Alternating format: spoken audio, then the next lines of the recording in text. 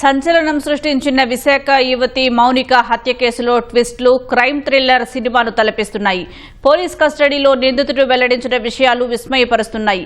తన అపార్ట్మెంట్లోనే మౌనికను కడతీర్చినట్లు రవీంద్ర తొలుత చెప్పింది కట్టుకథేనని తేలింది.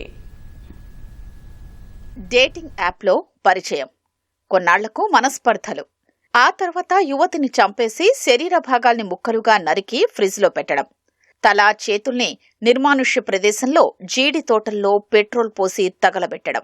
విశాఖ యువతి మౌనిక హత్యలో జరిగిన పరిణామాల్ని ఇప్పటి వరకు అందరూ నమ్మారు. కానీ నిందితుణ్ణి 3 రోజుల కస్టడీకి తీసుకున్న గాజువాక పోలీసులకు విచారణలో కొత్త ట్విస్ట్ తెలిసింది. ఎవ్వరూ ఊహించని విధంగా రవీంద్ర తన స్నేహితుడి ఇంట్లో మౌనికను చంపేసినట్లు వెల్లడైంది.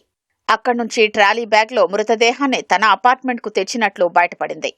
మార్చి 29వ తేదీన మౌనికను మర్రిపాలెం నుంచి రవీంద్ర బైక్పై ఎక్కించుకుని తన ఫ్లాట్కు తీసుకుని వెళ్లగా అక్కడ ఇద్దరి మధ్య వాగ్వాదం చోటు చేసుకోవడంతో చంపేసినట్లు నిందితుడు పోలీసులకు చెప్పాడు. సీన్ రీకన్స్ట్రక్షన్లోనూ ఆ దృశ్యమే చూపించాడు.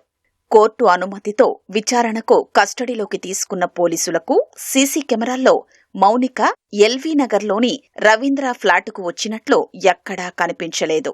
అనుమానం వచ్చి మౌనిక ఫ్లాట్లోకే రాకుండా ఎలా హత్యకు గురైందన్న కోణంలో దర్యాప్తు చేపట్టారు. దీంతో నిందితుడు అసలు విషయం బయటపెట్టాడు. రవీంద్ర ఫ్లాటుకు కూతవేటు దూరంలోనే అతని స్నేహితుడు ఉంటున్నాడు. హత్య జరిగిన ఉదయం అతను 7 గంటలకు ఫార్మా కంపెనీలకు విధులకు వెళ్లాడు. ఎప్పట్లాగే రవీంద్ర తన స్నేహితుణ్ణి ఇంటి తాళాలు అడిగి తీసుకుని మౌనికను ఎక్కించుకుని నేరుగా అక్కడికే వెళ్లారు. తన ఫ్లాటుకు మౌనికను తీసుకెళ్తే తనకు పెళ్లైనట్లు తెలుస్తుందని రవీంద్ర భావించాడు. అందుకే స్నేహితుడి ఇల్లే తన ఇంటిగా చూపించాడు.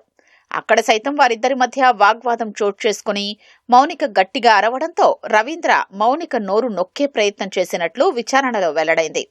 వెంటనే కిందకు తోసి మోకాలితో గొంతుపై బలంగా తొక్కడంతో మౌనిక మృతి చెందిందని పోలీసులు గుర్తించారు. యువతిని ఆ ఇంట్లో చంపినట్లు స్నేహితుడికి సైతం తెలీదు. స్నేహితుడు పోలీసులకు రవీంద్ర తన ఫ్లాట్లో చంపినట్లే చెప్పుకొచ్చారు. ఎందుకలా చెప్పావని పోలీసులు విచారణలో అడగ్గా తన స్నేహితుడికి ఇబ్బంది కలగకూడదని సమాధానమిచ్చినట్లు తెలుస్తోంది.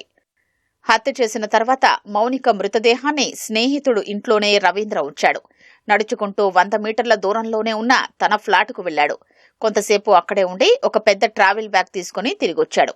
మౌనిక మృతదేహాన్ని ట్రావెల్ బ్యాగ్లో కుక్కేశాడు. స్నేహితుడి ఇంట్లో నుంచి కిందికొచ్చిన రవీంద్ర ప్యాంటు జేబులో ఒక చేయి పెట్టుకుని మరో చేత్తో రోడ్డుపై ట్రాలీ బ్యాగ్ ఈడ్చుకుంటూ ఎలాంటి ఆందోళన లేకుండా తిరిగి ఫ్లాట్కు చేరుకున్నాడు. ఆన్లైన్లో కత్తులు, వైపర్, డస్ట్బిన్, కవర్లు కొనుగోలు చేశాడు. బాత్రూంలో మౌనిక చేతులు, తల, శరీర భాగాల్ని వేరు చేసి ఫ్రిడ్జ్లో పెట్టాడు. తర్వాత జీడి తోటలో పెట్రోల్ పోసి తగలబెట్టాడని పోలీసుల విచారణలో తేలింది.